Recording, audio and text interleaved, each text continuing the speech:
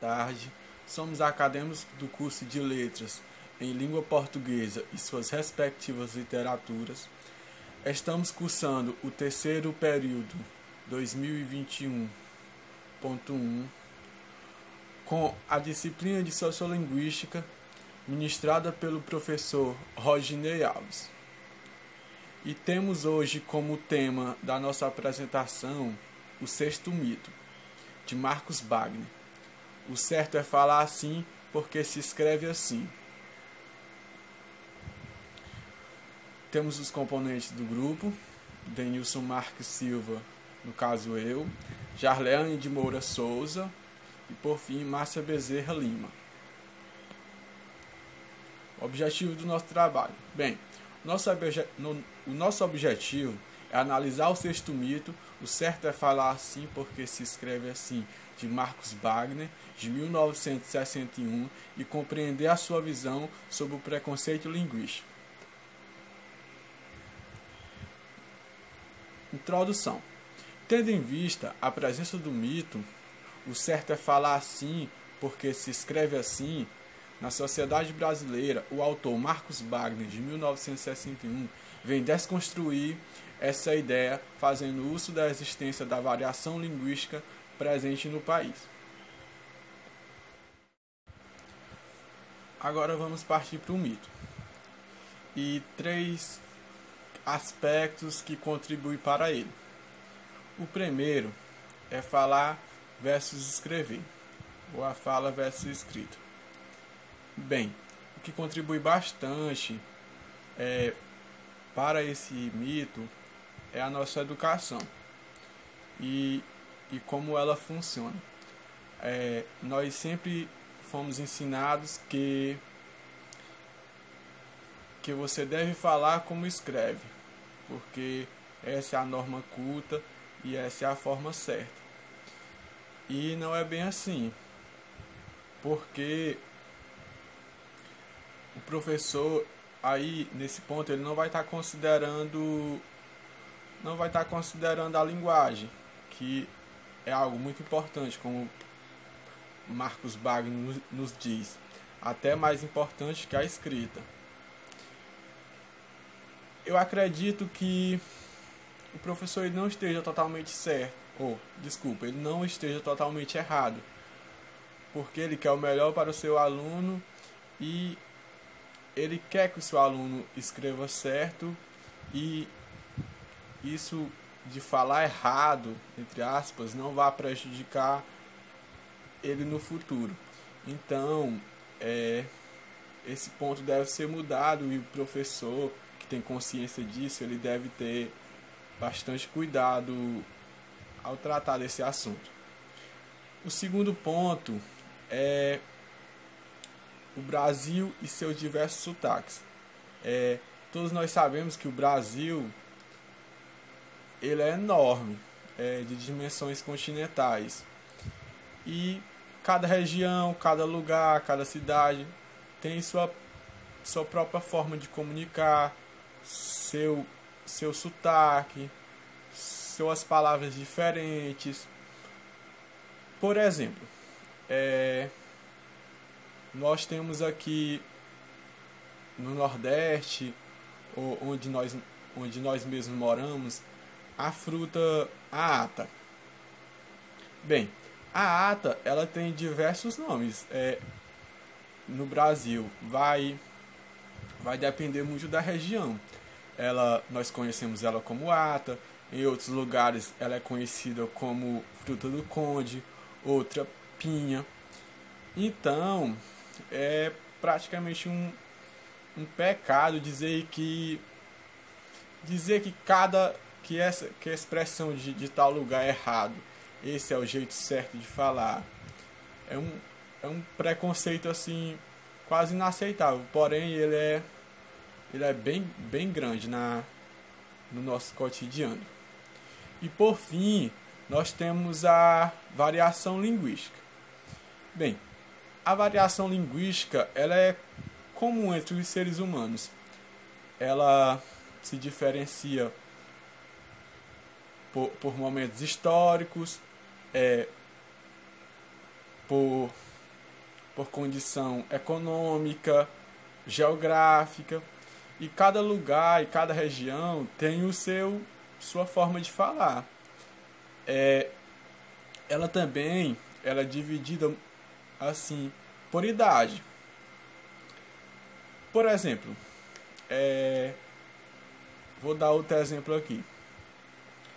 Os nossos pais, ou os nossos nossos avós, eles chamam vassoura.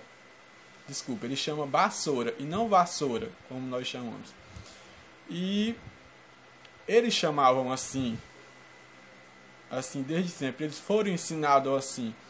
Então, não dá para ter esse tipo de preconceito e dizer que eles estão errados. Como eles foram ensinados. E é isso. Sobre o uso da língua. Marcos Wagner, 2007, página 35. Afirma que é preciso conscientizar-se de que todo falante nativo de uma língua é um usuário competente dessa língua. Por isso, ele sabe essa língua. Mariório Perini, 1999, página 13.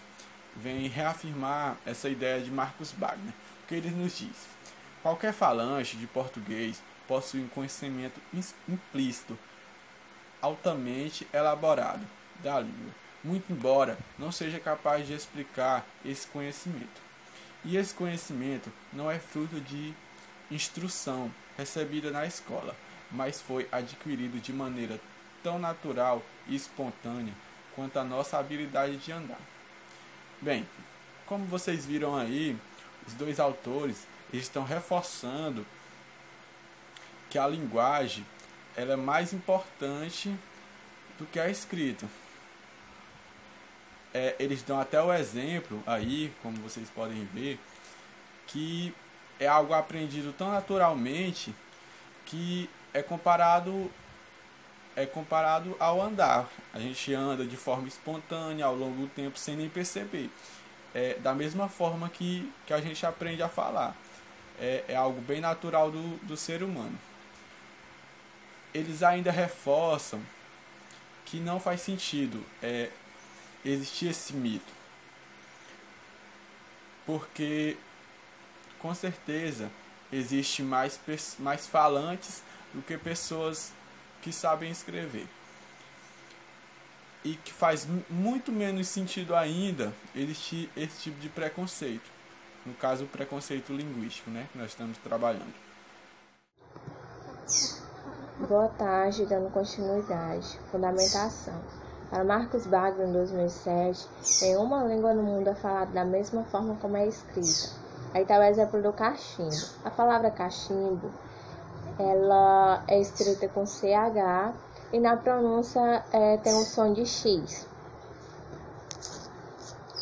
O autor diz ainda que a língua escrita não traduz todas as inflexões, sentimentos e tons de voz que são expressos na língua falada.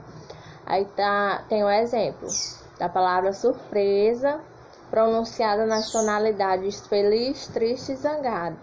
Aí vai entrar o ponto de que a palavra surpresa, ela não vai ser modificada na escrita de forma alguma, mas na pronúncia, a tonalidade que uma determinada pessoa vai falar é o que vai modificar.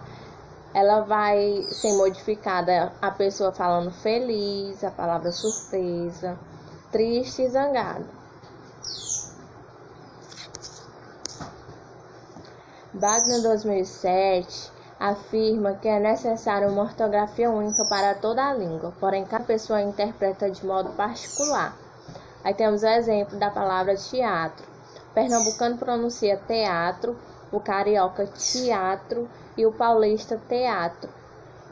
Aí vai entrar a parte da variação geográfica, que vai tratar das diferentes formas que cada estado vai pronunciar determinada palavra.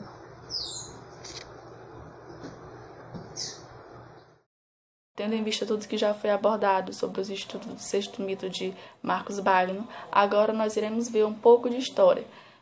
O nascimento da ciência linguística surgiu no começo do século XX porque teve a necessidade.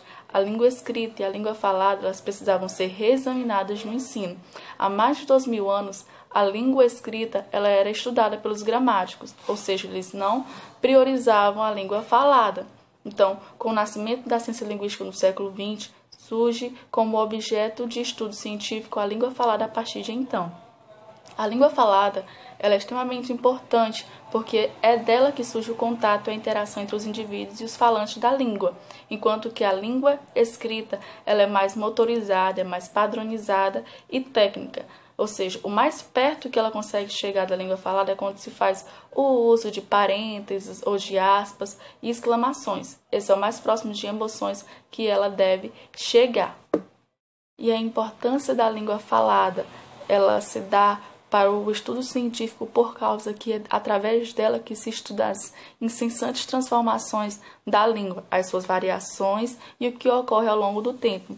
Então, partindo agora do ponto de vista da história de cada indivíduo, o indivíduo primeiro, ele fala para depois aprender a escrever e a ler.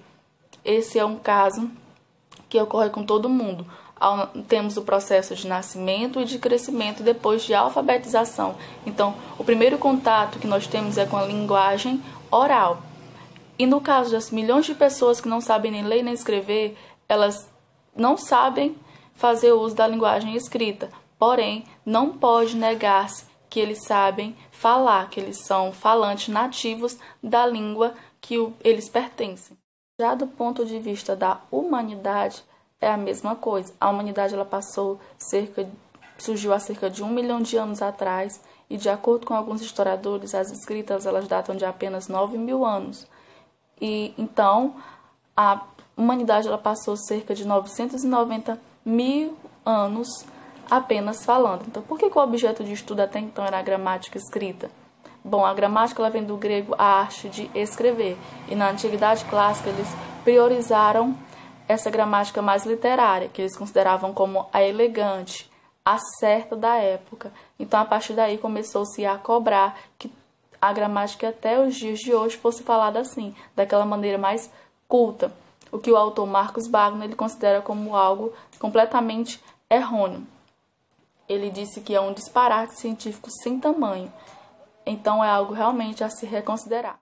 Hoje, graças ao estudo de Marcos Wagner e de vários historiadores, vários pesquisadores e estudiosos, nós temos 4 tipos de gramáticas, que é a normativa, a descritiva, a histórica e a comparativa. A normativa ela é a que conhecemos, que é a norma culta, a descritiva, que faz o estudo da língua em seu uso oral, a histórica, que estuda a história da língua, ela é diacrônica, e a comparativa, que ela faz uma comparação entre gramáticas de línguas semelhantes, línguas da mesma família. Porém, diante de todos esses estudos, o preconceito linguístico ele ainda é bem vivo nos dias atuais. E por mais que nós tentamos quebrar essas barreiras, quebrar esses empecilhos, comprovando que a maneira que há vários tipos de línguas, de vários português, como o mesmo autor diz no seu livro Língua de Elália, é bem difícil, é bem presente atualmente no Brasil e no mundo essa questão deste preconceito. Nós, como professores da língua portuguesa, devemos tomar bastante cuidado para não acentuarmos ainda mais esse tipo de ato em sala de aula.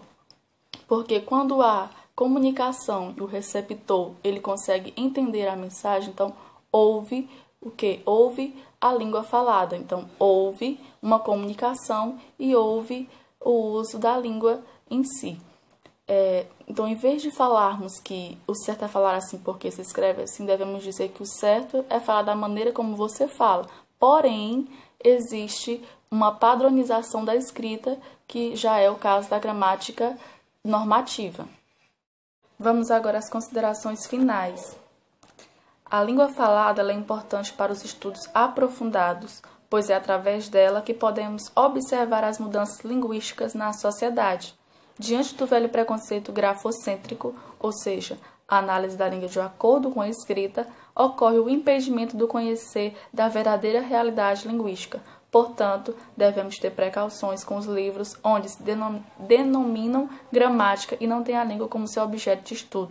Assim, Marcos Bagno desconstruiu o mito e mostrou o preconceito linguístico através da verdade. Bom, aqui está nossas referências e muito obrigado pela atenção de vocês.